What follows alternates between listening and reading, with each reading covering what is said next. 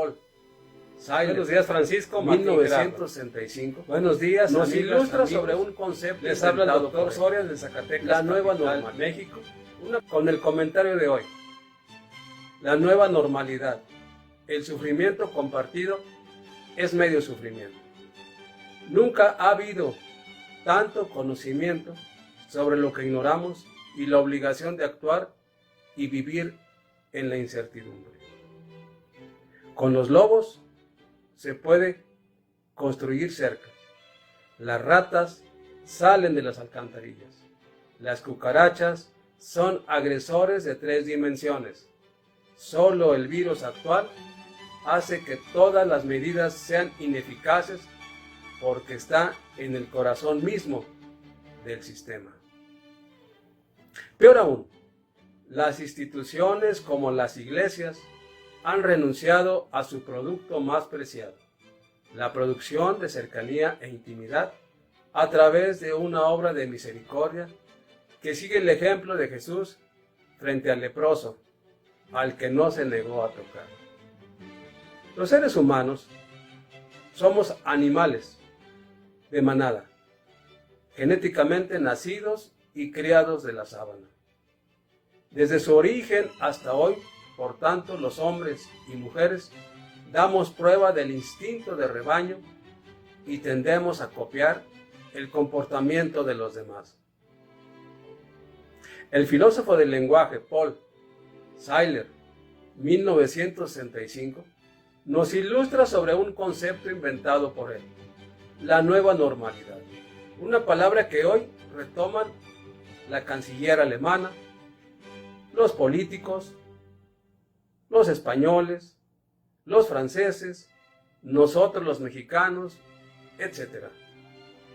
Hoy se habla de nueva normalidad para la vida después del confinamiento. Estado de emergencia temporal habría sido una expresión más precisa, pero en el mercado político era una forma de hablar muy poco vendible.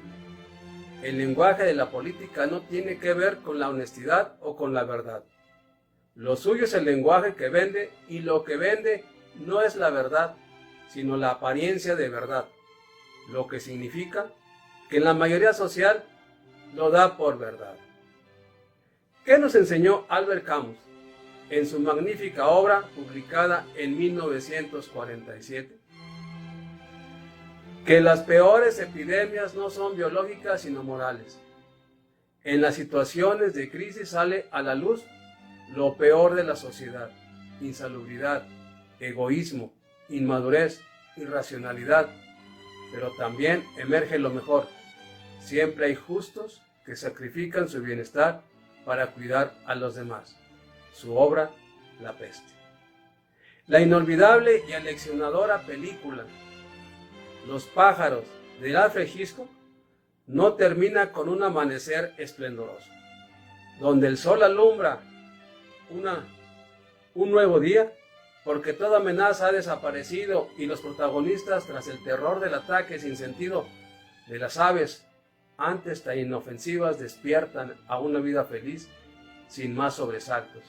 Al contrario, los pájaros siguen ahí, por miles, en los techos, en los tendidos eléctricos, en el pavimento de las calles, porque solo se trata de una tregua. Volverán a atacar. No se sabe cuándo, pero no han hecho las paces con nadie. Quizás sea uno de los mejores símiles para imaginar el futuro después de esta fase crítica de la pandemia del coronavirus, cuyo final comienza a vislumbrar y se hacen planes para hoy, 1 de junio, el retorno a la nueva normalidad para la vida. Pero no habrá un corte de escena de la noche de terror hacia el alba limpia de amenazas.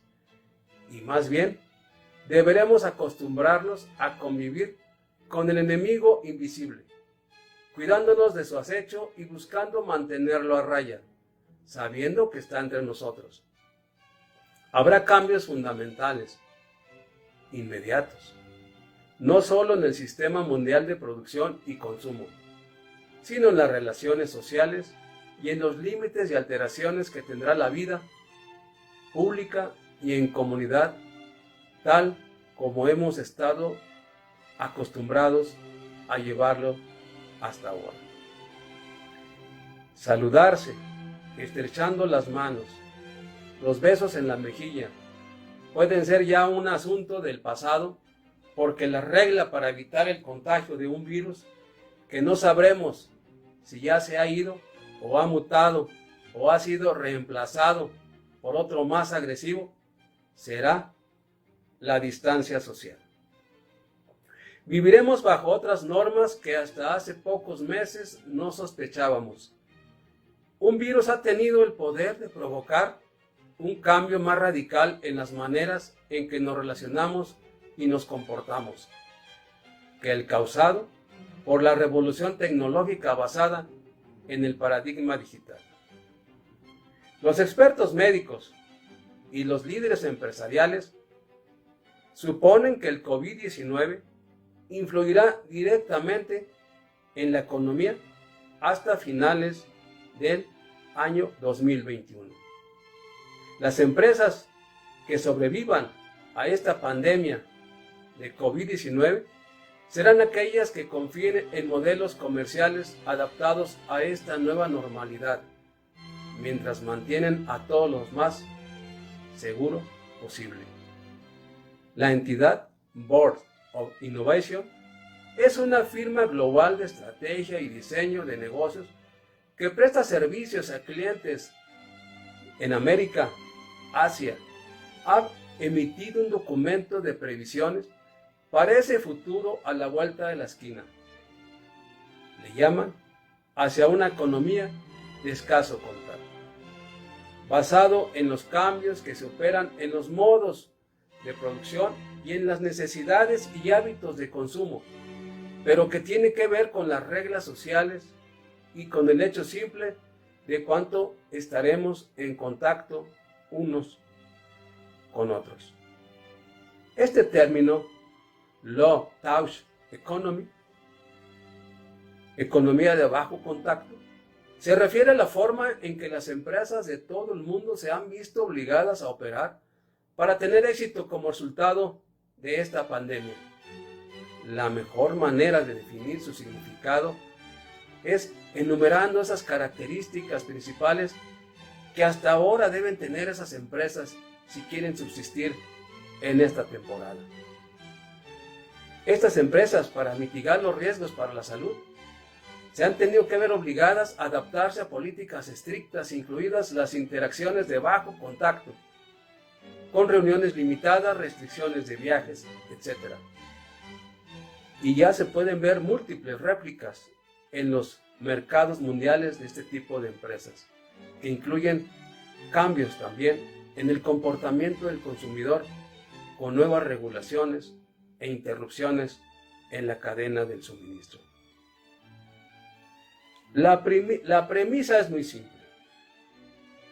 Hasta que haya una vacuna o inmunidad colectiva, el escenario base es un continuo aumento y disminución de interrupciones en la forma en que trabajaremos y viviremos durante los próximos 2 años, lo que resultará en nuevos hábitos después, y donde las nuevas reglas de conducta social a distancia no serán fáciles de establecer porque la realidad de la vida diaria las contradice. Educación a distancia, sin computadoras personales. Trabajo en casa donde las ocupaciones informales obligan a la gente a salir a la calle en busca del sustento. Distancia social, donde reina el hacinamiento.